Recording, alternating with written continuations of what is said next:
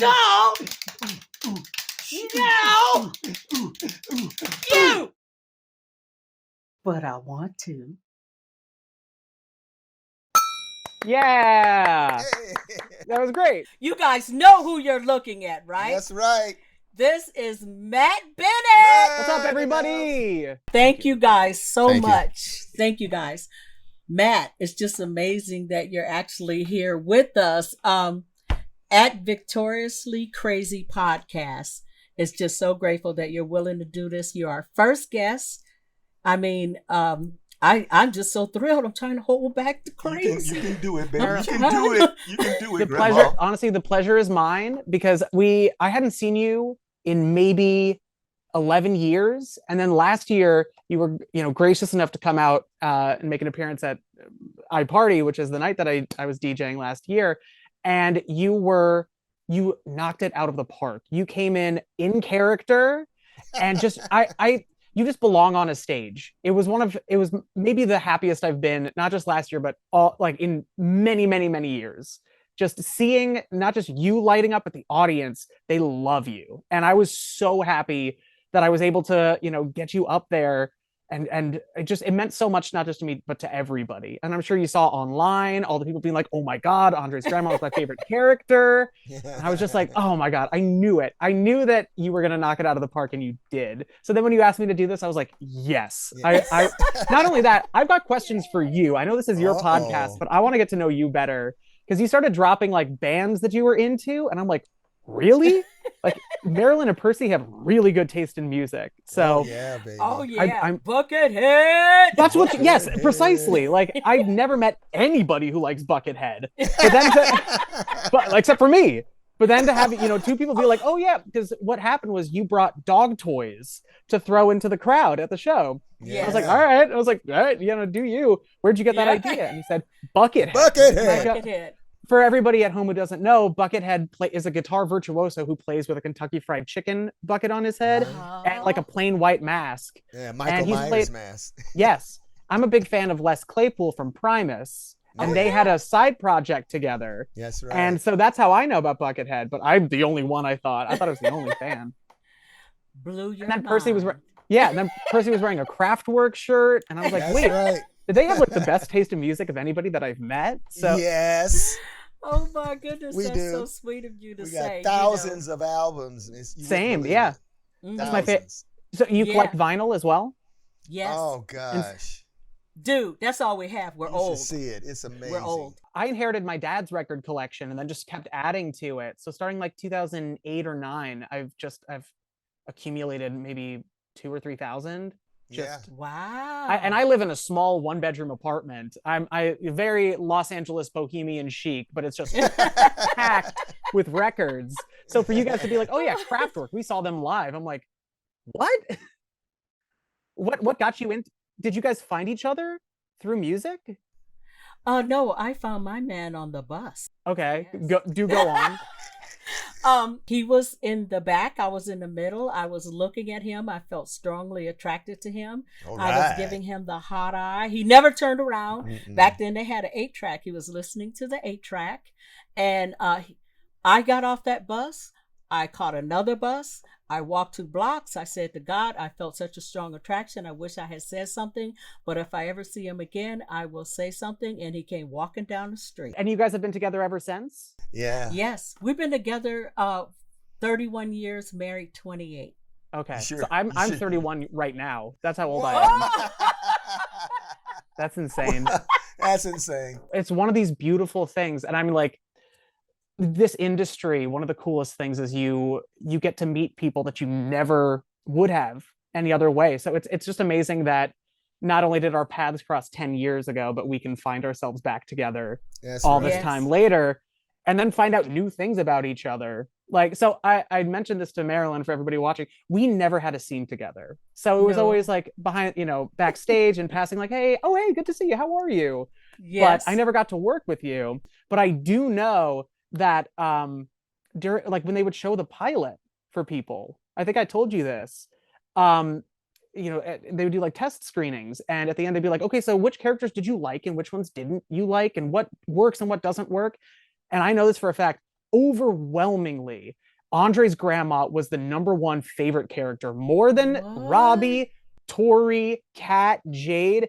It was 100. Everyone's like, we want more Andre's grandma. Oh my goodness. It's see, cool. You didn't know that, did you? No, I didn't. Wow. Yeah. I was booked for 1 episode. But then they kept bringing you back. They kept bringing back the crazy. I mean, it works so well. And one of the things that I love about kids entertainment is you can take one element of a character and amplify it.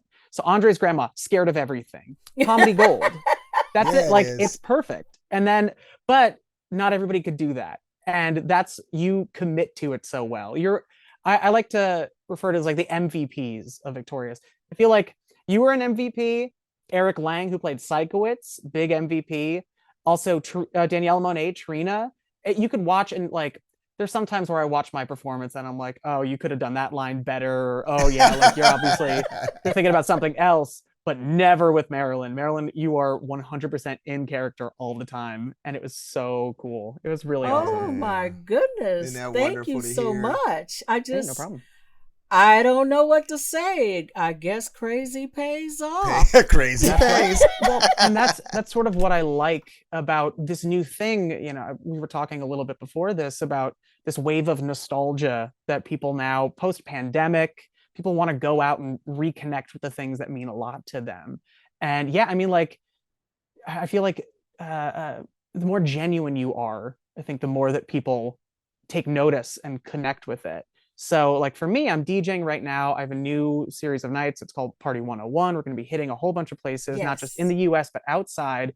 And I've never had as much fun as I'm having doing this. And I think that's why it works, because people realize, oh, he actually really likes doing this. So, you know, and I just get to be big and goofy and silly and crazy. How did you come up with that idea? So the first time I DJ'd was January 2020. And it was like a pop music night. And I noticed that like I was playing NSYNC and Backstreet Boys and it wasn't really clicking. But the second that I put on a Victorious song, people just started flipping their lids. People were losing their minds. And then I started playing some deep cut Hannah Montana stuff. And people were just really, clicking with it. And I go, interesting. I want to do this more. Pandemic hit. So I made it my pandemic project. I started live streaming. And I was trying a whole bunch of different stuff to see what clicked. Like I was streaming video games. I was playing my guitar, and those were always okay. But what really popped off was when I would DJ. And I would do things like show off my record collection. I would play like, we're going to deep dive into 9 Inch Nails or something. The thing that people responded to was when I would do pop music. And one day I had a Disney Channel actor, my friend Matthew Scott Montgomery, who was on a show called So Random. And we were doing all Nickelodeon and Disney stuff. And he put it on his story, and a club promoter took note of it and said, does he want to do this on stage? And I said, yes. And I started doing 700, 800 people venues. But then once I started posting on TikTok, it's really like the power of TikTok that kind of launched the whole thing, because, never before has an algorithm been so streamlined that it clicked. Just people were finding this more so than on any other platform that I have been on. And, in 6 months, we jumped to 2,000 people venues. And we went overseas. We were in London, so it's just been this crazy experience. Well, congratulations. Really? You truly are blessed, but you're a very nice person, and that comes across. I just keep coming back to how lucky I am, because like Nickelodeon, I didn't come from rich parents. I didn't come from parents in the industry. I just was the right guy at the right place at the right time. And, that was really, Nickelodeon was the goal. It was the dream. It's, as a kid, that's the highest you can go. I don't care about awards or Oscars, but I've got my Kids' Choice Award, and I'm like, that's it, man. That's the coolest thing. So I'm just so lucky. And I was, last 10 years, I've tried, acting. I've tried creating, making music, or doing monologues online. But I really just like the stage. And it's hard because I want to live in LA, but we don't have a great theater community. I mean, there is one, but it just feels, it's hard to get eyes on it. So I was like, I want to be involved in music somehow. And yeah, it feels so good and so right. And then of course I get to share it with people like you. We've had Daniela Monet at the shows. We've had Liz Gillies, who played Jade at one of the shows. That kind of brings up a question. How did you get your audition? Was it through an agent? Did you see an open call, or how did that happen?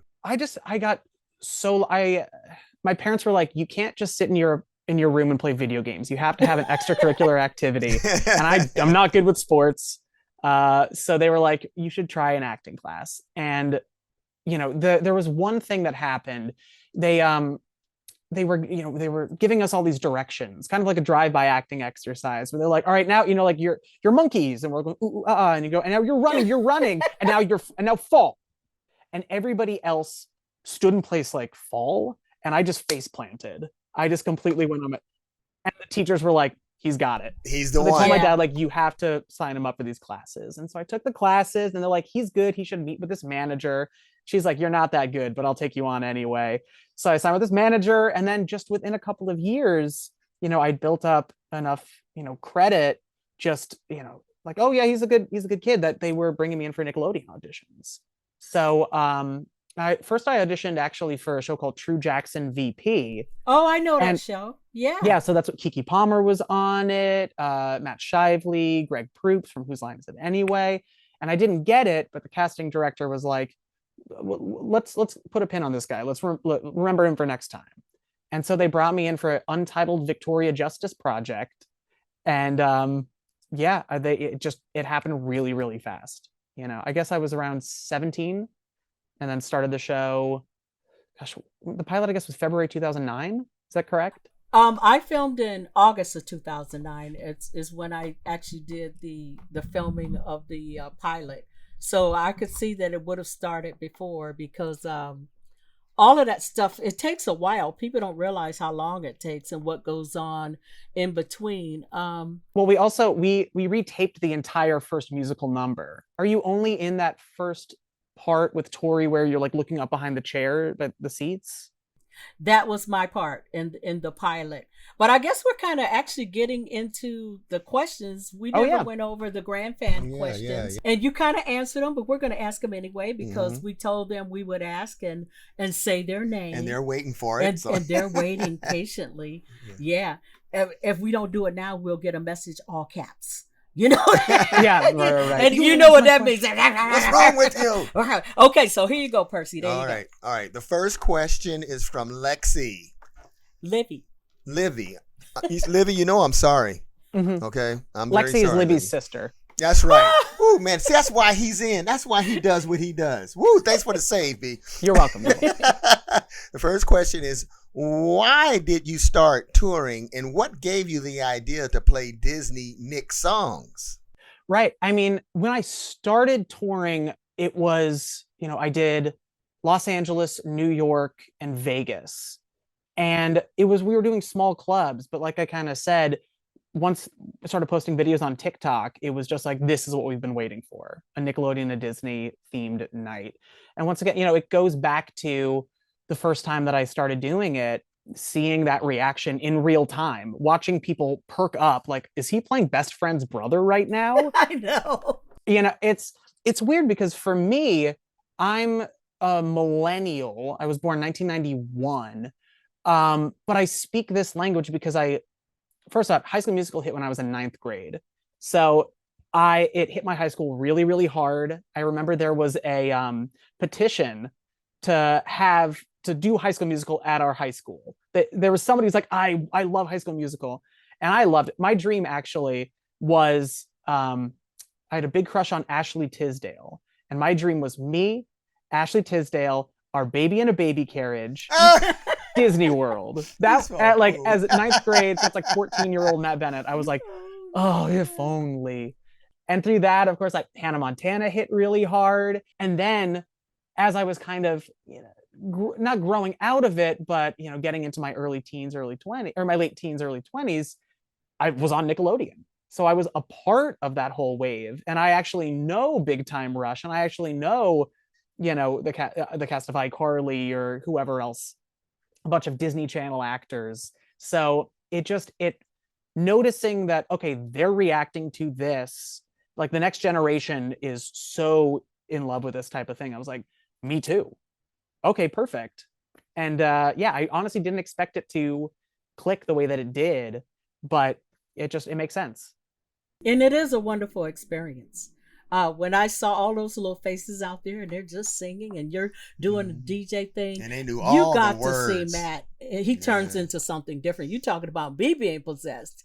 You are just totally into that DJ thing, and you gotta change your shirts. I mean, oh my God. I noticed you sweating out and you change your shirts. And my mentality is I have to be the craziest one so that everybody else feels comfortable getting crazy. So that everybody else feels like I can open up here, because at least I won't be as much of a goof as Matt Bennett is. So, and I'm also, first off, it's hot and I'm putting in the work. I'm jumping around. I run, I mosh with the kids. But yeah, like my whole mentality is, if you see somebody else opening up and, being themselves, it gives them a pass to open themselves up. I'm kind of operating. There was this other DJ night called Emo Night, which came, I think they just celebrated the 8-year anniversary. When I was in high school, there was this whole wave of music that was playing on MTV, MTV2, that people were like, emo's terrible. It's like, nobody likes it. It's for, people who have no taste in music. And now all these years later, it's been reassessed. And Emo Night was the first night there. They were like, actually, it's cool and you're cool for liking it. So that's, and then it's become a big success. So that's sort of the energy that I'm trying to carry with Party 101. Like, actually, these songs are cool and you're cool for liking it. We worked with a lot of professional songwriters. We had people that wrote songs for Katy Perry and Kesha, doing the theme song for Victorious. So, and I know, some of the people who worked for Disney Channel were real songwriters. So it's not like these were just disposable throwaway songs. There was real thought behind it. There were real musicians behind a lot of this stuff. I was told that the pilot was created because the cast members did have musical ability, acting ability, and dancing ability. And it was a way to showcase that. And you guys did that very well, very well. So, Percy, next question. Okay, you kind of answered the first part of Nakia. Did I get that name right? Yes, you did. Nakia's question. But the second part is, what was your reaction when you found out you got the role of Robbie? What was my reaction? It was very surreal. I don't know, it just, something about it just felt like, of course. I was like this just feels right. And now years later, I look back, I'm like, I don't know how I pulled it off, because I was at the time I was just like, yep, this is how it goes. I've been acting since I was 14 years old. So like, yeah, you get on a TV show. And I look back and I'm like, oh, it could have gone so bad. Oh, I'm sure, you've been in this industry, both of you, for a long time. You kind of see the heights and you see the lows. And, it could have gone so bad. I could have never worked ever.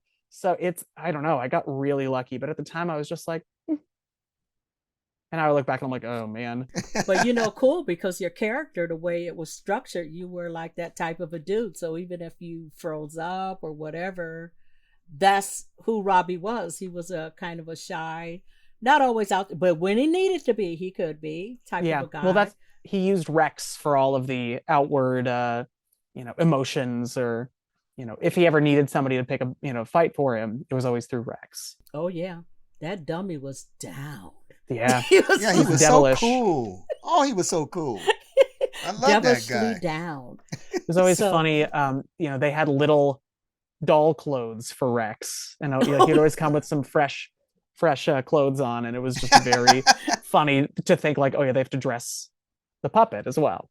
Yeah, he sweat the other clothes out, right? Yeah, DJing. DJing, precisely. That's right. Okay, Percy, next question. Okay, question number 4. You don't have to answer this one, but it's up to you. Did you take anything from the set of Victorious? So most actors, what they'll do is take clothes, because the clothes get locked up in a vault, never to be seen from again. So I have a lot of Robbie. Over the years, I've kind of started shedding it because I'm like, I don't really need this, but I got some Robbie shirts, Robbie pants. I have the Robbie Dynamite shirt from season 1. Like all the promo photos are me in a Dynamite shirt.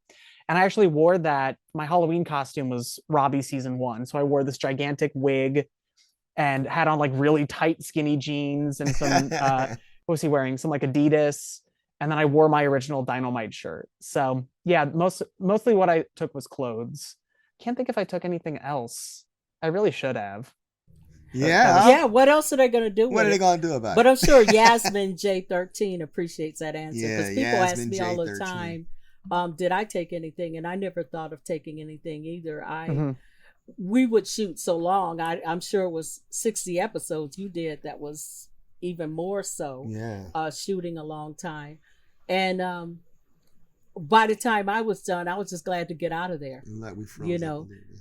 Oh, it looked like we froze a little bit. Yeah. Oh, we're that was back. better. There we go. Fixed. All right. But it's called Victoriously Crazy. So we And that figure was crazy. whatever happens, we're going to I don't know how with it it. looked for everybody else, but it looked like an old TV where like the cable would be cutting out, so you have to like hit the box. That's sort of what it looked like. Did I pay the bill? Yes, yes, yes, you did, as always. Oh, yeah. Okay, here's the So- last question, Percy. No, I have another question. This is Okay. from Bethany Wright. Oh, yeah. And this is one of my favorite questions. What was your favorite episode to film and why? I always found that the best episodes were the ones where the whole cast was together. So Trapped in an RV, or I think they ended up calling it Survival of the Hottest, where we were all stuck in the same Oh, yeah. place. Wanko's Warehouse, where we were all trapped overnight in like a Costco type place. There was one other episode where the whole cast was together, but Yerba was really fun. You know, the whole I Want You Back sequence. Those were always, I feel like Survival of the Hottest was the one where we first clicked. And I always felt like those were the episodes where we really got to shine. But then, of course, we also did funny parodies with like The Breakfast Bunch, which is a Breakfast Club parody. We did April Fool's Blank. And that like I grew up watching Nickelodeon, and my favorite stuff was like Amanda Show and all that. So in those we almost got to touch on sketch comedy a little bit, and that was really cool. And I feel like if we had done another season, you would have seen more parody episodes, breaking from a narrative structure, going into like little vignettes. That was my favorite type of thing to do, and I think that was like really neat to try for a TV show. It really expanded your acting abilities because they did throw you guys into every type of situation, plus the singing and dancing, for some of the cast. So that had to be something you look back on with gratitude, I would think. Absolutely. I mean, they taught us how to be professional actors. That's the type of experience that people would kill for.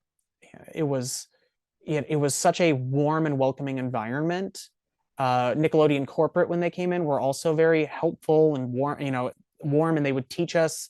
We had like media training, which is just like how to answer questions, because you see a lot of people on a red carpet and they go, so tell us about this new project.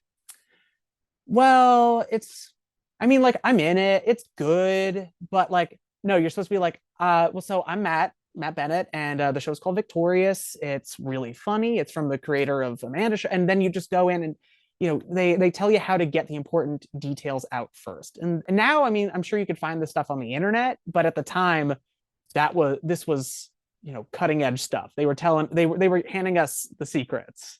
So that was neat. After a while, you get used to it. It becomes muscle memory. It becomes habit. Just like with Party 101. Now that you've done so many shows, you know exactly what to do. Yeah. We dealt with technical things, all kind of things, but we just decided push forward. Yeah. Well, and there's still so much to explore. Like the format of Party 101 is so fun because you can kind of try new things every night. And I like digging back into my own memory, being like, okay, this was a funny bit from this show. What if I play a little clip of it? So, we did the Halloween show last October, and on Hannah Montana, they do the Bone Dance. And I was like, well, that's a perfect transition into, another song. So I played the Bone Dance, and people knew all the words to it, So for people at home who know that scene, it's to the tune of Nobody's Perfect. So I would transition from Bone Dance into the song Nobody's Perfect. And it worked really well. So I love, even though I'm playing, I was going to say other people's music, but I actually wrote some of the songs and perform on some of the songs. So while we're paying homage to the whole era, but there's so much wiggle room where I'm like, okay, what if I pull this? Like, what if I play Cups by Anna Kendrick from Pitch Perfect?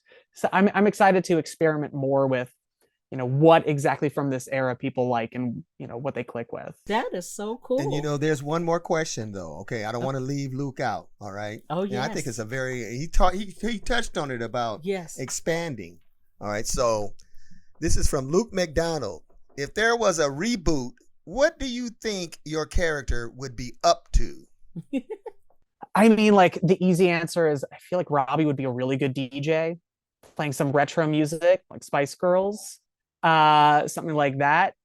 I don't know, like I could see him being. They hinted at him being a good stand-up comedian, where it's like a almost like a Jeff Dunham, where he's the straight guy and Rex is the crazy one, just throwing like insults and everything. Yeah, so absolutely. That, I think that could be a good direction, but I don't know. I think one of those two, and then probably Married to Cat, who's Ariana's character. I could see that happening. Yeah. Right. Yeah, I think that's a good way to look at it, because you're DJing now and you could even own that club or whatever, Mm-hmm. Yeah, he could own Nozu, which was the that was the sushi place. What's the Karaoke Doki was the karaoke spot. I could see Robbie being like the proprietor of Karaoke Doki. You may be predicting your future. There we go. Yeah. There you go. I found out that Victoria's canceled when a fan called me. Yeah. I used to interact with fans and different things. I've always been open about that. I just, I love kids and I have no problem answering questions and talking to them. So a fan called me and said, what are you going to do, Grandma? I said, about what? He said, the show canceled. What are you going to do? I said, I guess I'll talk to God and find out what's next. Amen. And I ended up doing stand-up comedy for a while as Crazy Cool Grandma. Okay. That's why my Instagram has that name. And I totally enjoyed it.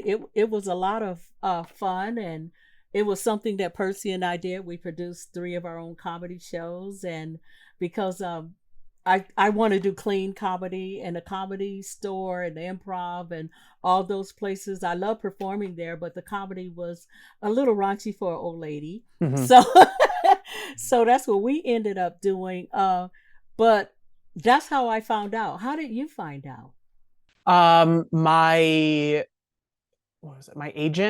manager called and explained it to me, and I wasn't completely shocked. I think we all thought there would be one more season and then we'd move on, but we had a really good run. Like 60 episodes is great. And then I was like, all right, listen, it was a success. The audience was growing. So I was like, all right, well, that'll be enough to, I'll find something else really quickly, and then it was a struggle. I got to work on some really cool projects, but I don't know, like it, I'm just, even at the time, I was just like, even if that was it, I'm so grateful that I got to do this. That's right. It was really, it couldn't have been better of an experience for me, but also just what it was. It was a huge TV show, and I'm still seeing, the story of it is evolving. New fans are watching it every single day. We also benefit. We were like the last show before the internet changed everything, before streaming changed everything. So we touched this nerve with people. We touched this, it's just like a core part of their nostalgia. But now, because it's available everywhere, you can still see it on TV or you can stream it. Older siblings showing it to their younger siblings, parents showing it to their kids. And I'm seeing with Party 101 calls for all ages shows. Unfortunately, we have to do like 18 and up for a lot of them. But people are like, I want to bring my little sister. I want to bring my little brother. I want to bring my grandma. We get parents sometimes, and I always single them out. I'm like, that's a cool dad. That's a cool mom right there. So it's, it didn't feel great, but I was still like, I'm so grateful that I got to have this experience in my life, because the stuff that, that you get to experience and see, is just unparalleled. Yeah.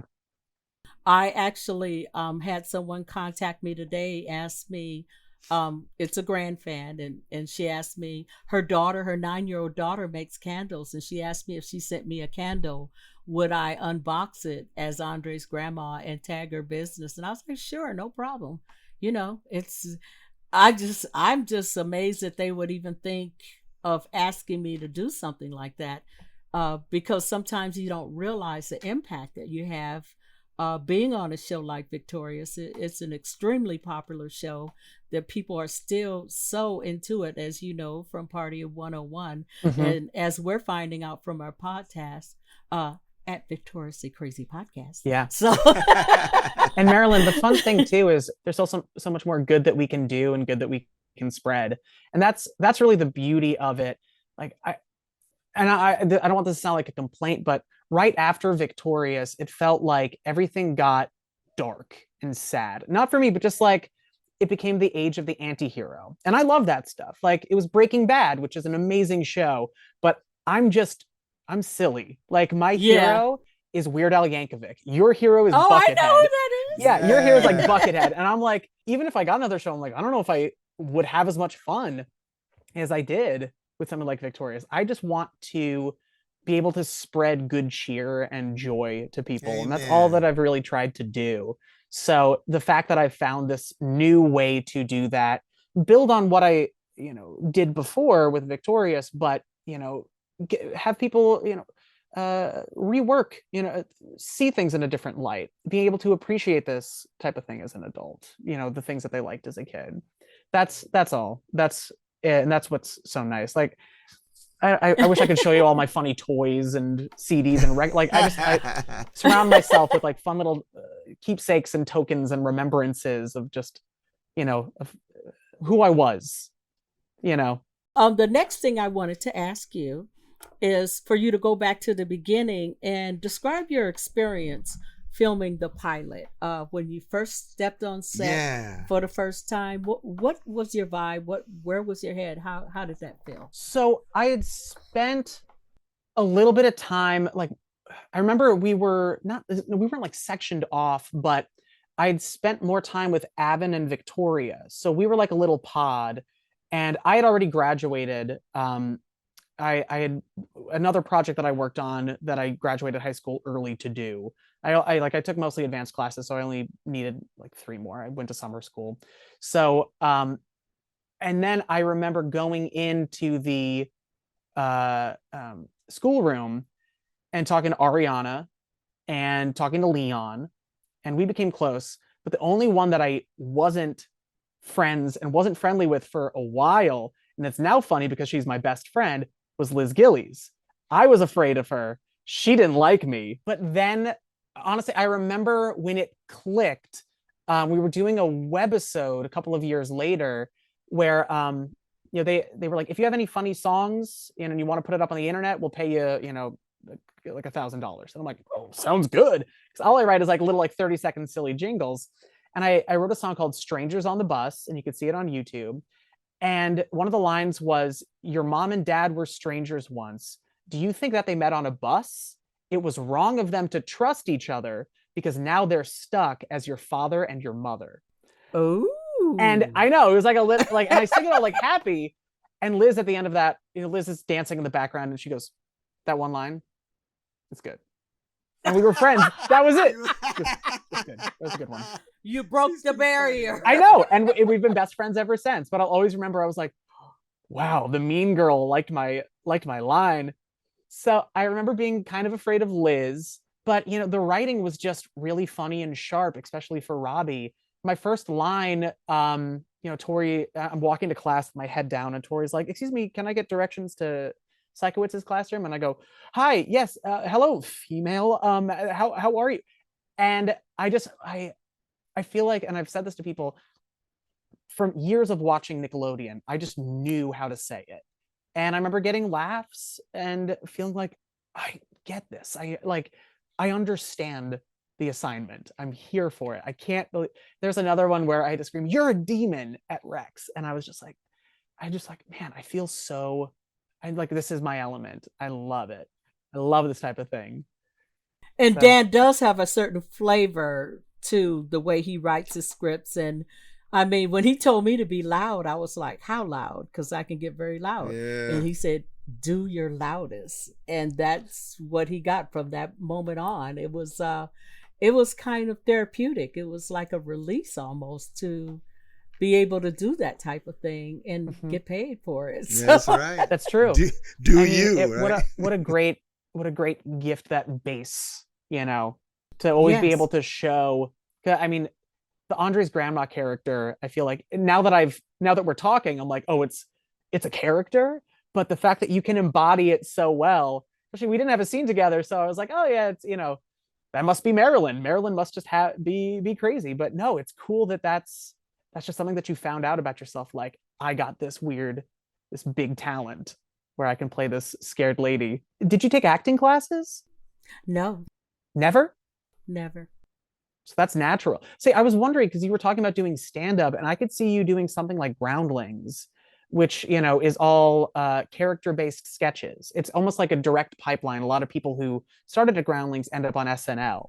Oh, and yeah. Like, I could have seen you, if you told me like, oh yeah, I used to work at Groundlings, I would have been like, makes a lot of sense. Just the way that you commit to a character. It's really hard for people watching at home. People are always like, oh, acting's not hard, it's learning lines. It's like, first off, it's a lot of commitment, not just to the lifestyle, but then you get the role and you have to, do it. You gotta bring your A game.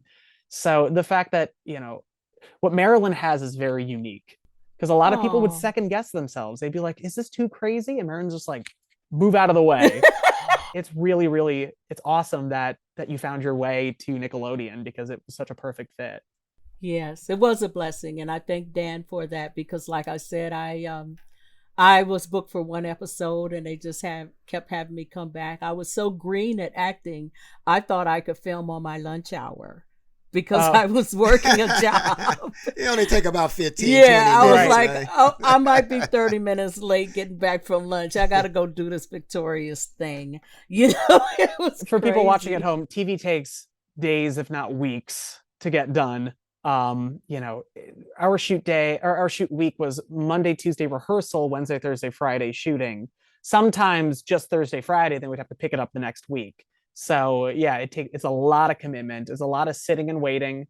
The old what they say in the industry is hurry up and wait. They want you there at a certain time and you're doing nothing. I think that's why you get the dressing rooms. I told people, if you see a dressing room, don't get excited. That means you're going to be there a while. Right. Or worse, one of those, they call them honey wagons. One of the portable ones. Those always are just really bleak, because they don't like, the windows are like always blocked off, so you can't get any natural sunlight, and you just feel like you're trapped in a little metal cylinder. Those are always really rough. And you come out and it's dark and you realize, how many hours have I been here? Yeah, the day just completely disappeared. But you learned something. That every single set that I've been on, I've learned something. And even if it's something that you never saw, like people watching at home, even if it's something you never saw, it helped me grow and build. And so, I think you did commercials after Victorious. I did infomercials, commercials. Yeah. I think I did one other show. I can't remember. Did some game shows. Game shows. That's what I saw. Shows. I saw you posting about you being on a game show. Oh yeah. Did you do? And Percy, you were on that one too? Yeah. Oh yeah. I've done The Price is Right, Let's Make a Deal. We did Family Feud together. Mm-hmm. Yeah, and I love. I've gotten through this industry, I've gotten to see a lot of different careers, like people who do, game shows, people who do commercials, and people who do television, movies. And it's just all so fascinating what the different approach and different mentality is towards all of that stuff. It's cool. And, now with social media, you kind of have to be a master of everything. So like you have to not only act and dance and sing, but have a podcast and be have a clothing line and DJ or play music and do all of that. But it's cool that you've kept at it. You've kept trying new things. I'm retired. I got to do something. Okay. Yeah. So now is acting full time or? I actually just go with the flow. Percy and I, we tell people Jesus is our agent. If we get auditions, we get them. If we don't, we don't. I got inspired by God to do this podcast. I just woke up one day and it was on my brain. I kept thinking about it, and then finally, I did a live on Instagram saying I'm thinking about doing a podcast, and people went crazy. And Bennett was one of the people that saw that live, and the two of us met because he was interested in game shows. And so we would have Zoom meetings and we developed a friendship. Right, Bennett? Yeah, we've kept in touch, and then here we are. Yeah, what a blessing. Yeah, it is a blessing. Cool. And he's actually typing in chat questions I should ask. So here's the next one. Oh, okay. Yeah, go for it. Go ahead.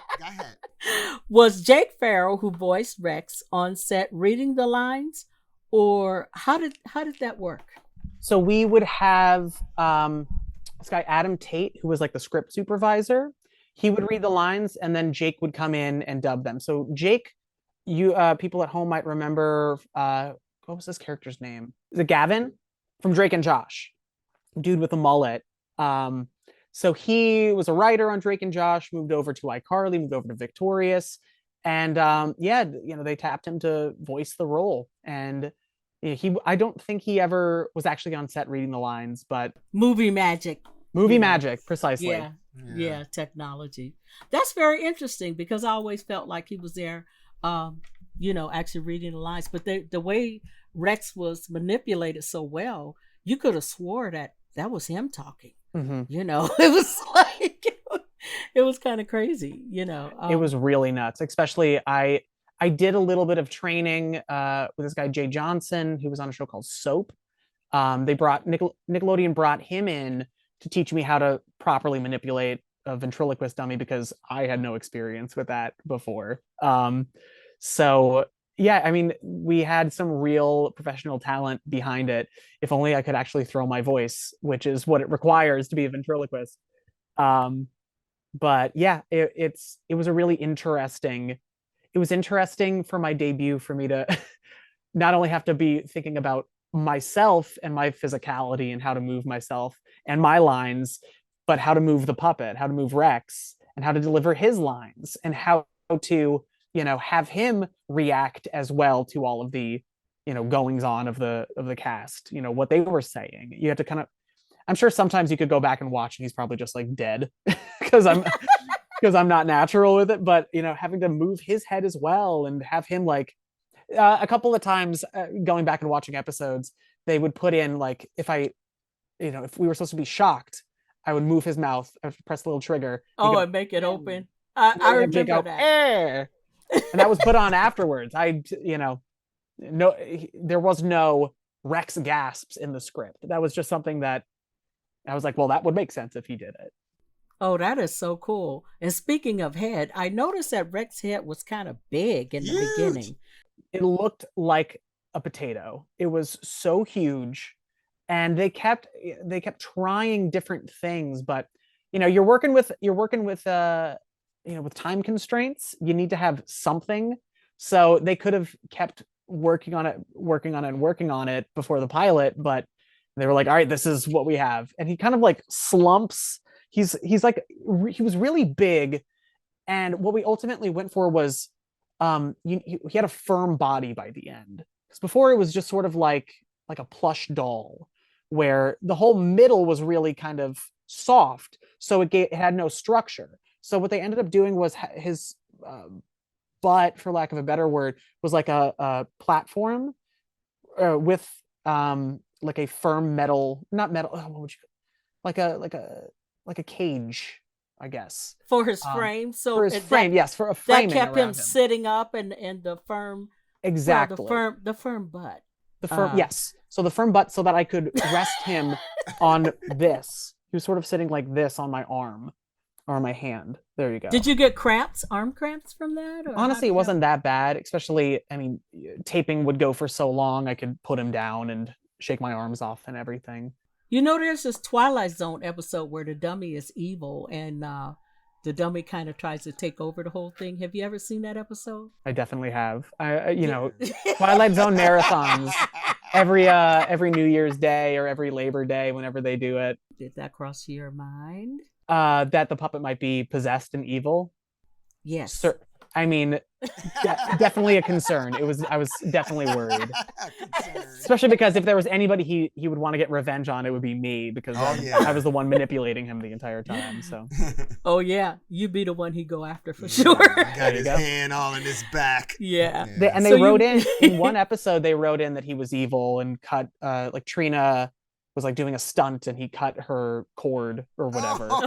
So they certainly were building it up to this, Rex is, not to be messed with. He's a force to be reckoned with. Well, you mentioned your favorite Victorious episode. Do you have a least favorite? Or it's funny. I've had to go back now. One of the things that I kind of do, we call it pulling clips. I go and I watch through Victorious episodes, or now I just watched Camp Rock, and you just kind of pull out clips that could work for the show. And I've had to go back and watch, and there were some episodes where I'm like, what is this episode? There was one called The Great Ping Pong Scam. It's classic because at the end we go to a fancy restaurant and Robbie eats a whole bunch of caviar. But the way that we get there, I was just like, what? Basically they pretend like the cast pretends like they're in a ping pong club and then take the budget and go to a fancy restaurant. But the whole like first 20 minutes is them just like kind of playing ping pong. And I was just like, I don't remember this at all. What other episodes? Some of them are just kind of boring. There was one that I thought was kind of boring. I can't remember which one. But no, I mean, there's something enjoyable in every episode. There's something funny in every episode. But yeah, the ones where I'm just like, that one. Oh, maybe the yogurt ball episode. I don't remember very well. People at home will be like, oh, of course. And I'm like, one of the things that's fun with watching the show for me now is, I watched the show maybe once whenever an episode was new, and I would see the episode on its feet for a run through, and that would be it. So now I can go back and watch an episode and be like, oh my God, I kind of remember that Victoria did this. That's so funny. And I laugh, and I enjoy seeing my old friends, being crazy. I enjoy seeing, awesome. Leon, there's one great episode that Leon and I did where we're stuck in these pear costumes, and we're, on the top of the Asphalt Cafe, stuck there for hours. And now going back and watching it, I'm like, oh my God, I forgot about, like this line or this delivery, or, it's more fun. I would say that it's more fun than bad. People ask, will you show me an episode of Victorious? I always just put on Robberazzi, because that was like a very Robbie centric episode. So I could probably repeat every line of that now back to people. And it became a meme. Like people take screen grabs and repost the Robberazzi thing all the time. It was like a replica of TMZ. It was so spot on. That was a really interesting time period where it was right before the YouTube celebrity kind of rose up, where everything was immediately getting parodied. So doing a TMZ parody felt fresh. It felt really cool and new and, cutting edge, as opposed to being like a retread of, oh yeah, well, somebody else already made that joke on YouTube, or somebody made that joke on Twitter, which is now how it is. What was the episode? You had that dream and you woke up and this bowl of cereal. Is that the one where Rex snots on me? Yeah, did he snot orange juice? Oh, no, the snot, it was slime, but just with or orange. Different coloring. Yeah, it was the same it was the same stuff that slime is, just with like white and green food coloring as opposed to just straight green. Right. Yeah, that was the episode where Lane, I'm in like, I don't know, like he's my guidance counselor / therapist, and I eat the gluten cookie. Is that right? Oh yeah, he's like, eat the cookie. Yeah. And you're afraid. Is it gluten-free? Because I remember that one because my dad always brings up, I ate the cookie or something. He always says that to me, and I'm like, he watches the show more than I do. Do you think you've seen every episode of Victorious, or at this point, or just the ones that you were in? Just the ones I was in, and I liked Five Fingers to the Face. On the bus. The name just sounded interesting, and so I made sure I watched that one. But and the one in the trailer, which was kind of towards the beginning, where they were all locked in, but then at some point the door was unlocked and they didn't realize that. Yeah, I remember that episode. But there are quite a few of them. But it's just a fun thing. And speaking of fun things, as we get ready to wrap this up, we have a segment called Andre's Grandma Acts Out. We was wondering if you want to do a crazy scenario yourself, if you want us to do one together. I had an idea in my head about me getting one of my Spider-Man dolls and saying that it's Rex's cousin, and I'm accusing you of murdering Rex, and you could just go off on me for even making that accusation, or you could come up with something yourself. I love it. I am so down. That's okay. A good one. Let me see so I think when we did the show, my voice was kind of more up here. Like this is really my Robbie voice. So I get the Spider-Man. Yeah, use your Robbie voice. I'll go get the doll. Oh yeah. Oh, it's on. Well, I don't know about that. Oh, you guys, stop that. You can talk to him while I'm getting the doll. There's a bit of like grit to Robbie's voice. Like I would always go, you guys, see you on the web. It's always down there. I've evened out somehow. Somehow my voice got higher as I got older. Because I would get really upset. I was down here a lot when I was Robbie. Oh, you guys.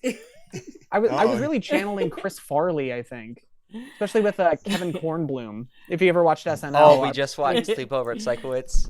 Yeah, I was very much just doing the motivational speaker by Chris Farley. You can make everything come true. I live in a van down by the river. It was the same thing. There you go. Whenever you guys are ready, give me the thumbs up, and we'll get into action. Thumbs up! And action. Wake up! Wake up! Look, who's there? Wake up, Robbie. Wake up. Grandma, what are you doing? You know what you did. I certainly do not. You know what you did to Rex. I got his cousin right here. Where is my cousin? What is that? Andre, you're in my bedroom. I'm so upset. Where's Andre? Cousin? What is going on? No. Andre ain't got nothing to do with this. I heard that you took Rex to Jamaica and you left him there. Rex is in Jamaica? Where is my cousin? Who is that? That looks like Spider-Man. I don't understand what's going on. Spider-Man is my job, but I am Rex's cousin and I want him back. Where is my cousin? Okay, this is getting too crazy. Andre's grandma, calm down. Oh no, she's getting attacked. He's attacking me. Spider-Man's attacking Andre's grandma. Somebody, Mima, help! Anybody! Oh, now she's eating it. Oh my! And now what is that? Oh no! Help is here. More props. Oh no! Rex's girlfriend is here. A bunny, and she want him back too. Okay, Spider-Man, stop fighting with the Northridge girls, please. Oh boy. Oh God! Get out of here. And scene. Marilyn. If only we were in an episode together.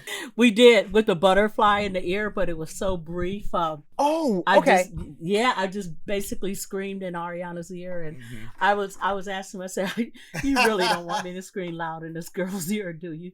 It's like, yeah. That's not right. Okay, so we were in one scene together. I can die happy now. Yes, that's cool. And where's Rex? I heard he was in the Caribbean. Is that true? So my answer is always, he's playing baseball. When I was a kid, I went to Disney World, and I was a big fan of a Goofy movie. And I saw Goofy, and I went, Goofy, where's Max? Where's Max? Who's his son? And he just goes, I can't do it because it's small, but he mimes playing baseball. And as a kid, I'm just like, of course. Makes a lot of sense. Like, of course, he's a kid. He's playing baseball.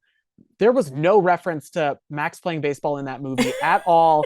Don't know where that came from, but as a kid, I was just like, of course. Of course, that makes sense. I just tell people, oh, Rex, he's playing baseball. I love it. I love it. Well, if they ask me, I will say the same thing. There you go. That's right. So, last question. All right. Do you think Robbie and Cat were meant to be together?